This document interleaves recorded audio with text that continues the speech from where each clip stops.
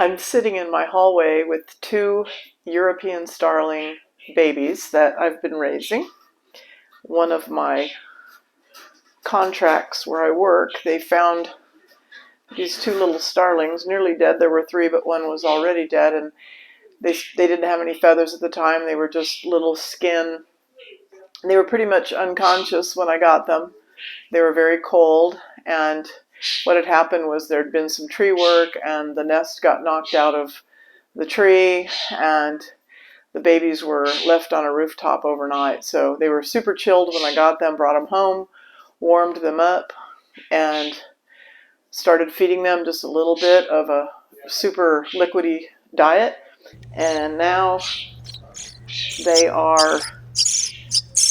they're fledglings now, and I'm going to get them out of their cage for the first time and let them explore a little bit just in my hall where they can't hit a window or anything like that. Uh-oh, you can't see them.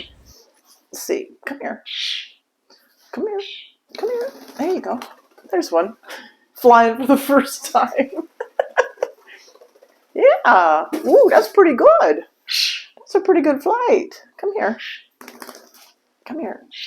This one came with a injured wing and an injured leg. Come here. His leg healed, but his wing is still a little funny. And so, I'm not sure. Oh, he can fly. Okay.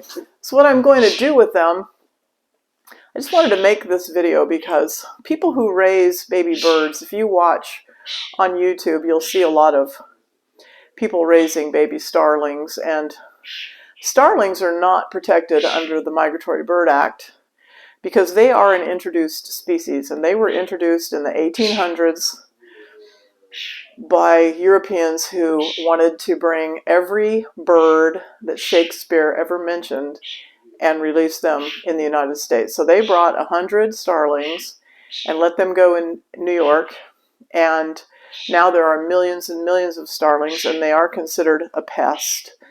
So as I say, they're not protected under the Migratory Bird Act, so you do see a lot of videos of people raising starlings on YouTube and releasing them. And what I see is people releasing their baby birds way too soon.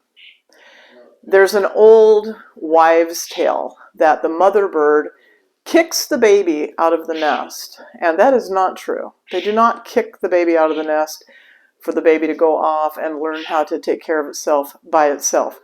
When baby birds are fledglings, they leave the nest and they go to the ground, and they don't fly very well, and they really don't know how to do much of anything other than hop around and be fed by the mother or the parents.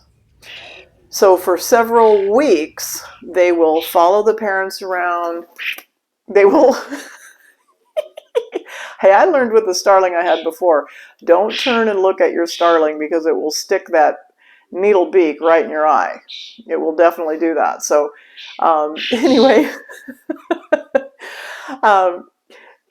it's just real sad to me. I see these people that painstakingly raise a baby bird, and then as soon as it can fly at all, they pitch it out the door and figure it's going to go take care of itself. And what it's going to do is it's going to die, because they have got to be trained by the parents how to feed, what to feed on, where to feed, and how to avoid danger and such. So what I do when I raise baby birds like this, these birds are starting to eat. They're not quite eating on their own yet. I'm still having to feed them.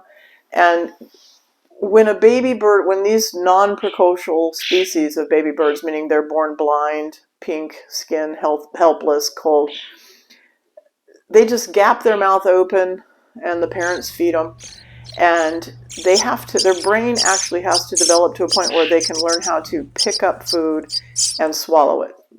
These birds, as of yet, they have not shown me that they can pick up food. So one of the things that I do is I put their cage on my patio table, and I sprinkle mealworms and things that they should like to eat, insects. around the cage, and then they watch other starlings and mockingbirds come and pick that food up off the table. I have a lot of selections of the foods that they would like in their cage, but I have yet to see them pick it up and eat it. So you will see a lot of people take a baby bird like this that can fly and let it go because they think it's going to live. It's not going to live. It's going to die. So it has to learn. They're playing with my microphone case. What are you doing? It's Kramer. This one's Kramer. That's little Kramer. And the other one is Jerry. And I call this one Kramer because he's got some funny hair. He's got some funny hair on top of his head. So these birds are nowhere near ready for release. Even though they can fly, they're nowhere near ready for release. The criteria that I have for them is they have to learn how to pick up food really well. They have to learn how to fly really strong. We're doing that in the hallway. That's Jerry. Come here, Jerry. This one's Jerry. There he goes. Come here. This one's Jerry. Come here. You want to go back in the cage? Let go. Yeah, put you in. Yeah. So that's Jerry. That's Kramer over there. And until they can fly really strong, until they're picking up food for themselves really good, until they are hunting, what I'll do, I'll put a cage on the ground that has no bottom, and then I will sprinkle some of the food that they would be hunting for in the wild, such as crickets, mealworms, things like that, in the grass. Starlings are the type of bird that walks around on the ground and they catch insects. And they are considered a pest, farm pest, and a lot of people kill and extinguish starlings. But actually, about 90% of the food that they eat is animal matter, meaning insects, lizards, frogs, that sort of thing. They're really not that into grain, although supposedly they destroy a lot of crops. I don't know if they do that or not, but they do have a bad reputation, so they get killed a lot.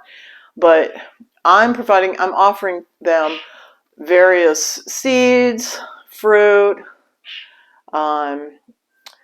berries. But you know what they want? They want cat food. They want meat. They eat cat food. That's all they want from me. I try to offer them, they like eggs. They like it if I cook them some eggs. They like the cat food, but they're not real big on when I offer them fruits, vegetables, berries, and things like that, because they are more carnivorous than they are omnivorous. But they pretty much, starlings will eat anything. And the really cool thing about starlings is they are in the myna bird family, and they can learn to talk. They can learn to mimic human speech, and they learn to mimic a lot of other birds. So they are a lot of fun. I had one time that was too crippled to be released into the wild. I had him about 8 years, and he had an amazing vocabulary. So they are a lot of fun to have around. But anyway, this is what I'm doing with my starlings right now. I've had them about 3 weeks, and they've come a long way from when they were just little, cold babies that were just naked and really close to death, to today, when now they're starting to explore a little bit. But I just wanted to make this video for people who raise baby birds, baby starlings, and other baby birds. And please don't let your baby birds go as soon as they can fly. The mother bird does not kick them out of the nest. The mother bird, when they leave the nest on their own, which is what they do, they'll come out of the nest and they'll start hopping around in whatever tree or bush that they're in and started to explore. They get on the ground, and the parents feed them, lead them around for sometimes weeks before they're on their own. So I will keep these birds probably another month before they're release ready. So don't get in too big of a hurry to release your baby birds. Hey, thanks for watching. Don't forget to like, subscribe, comment, and share.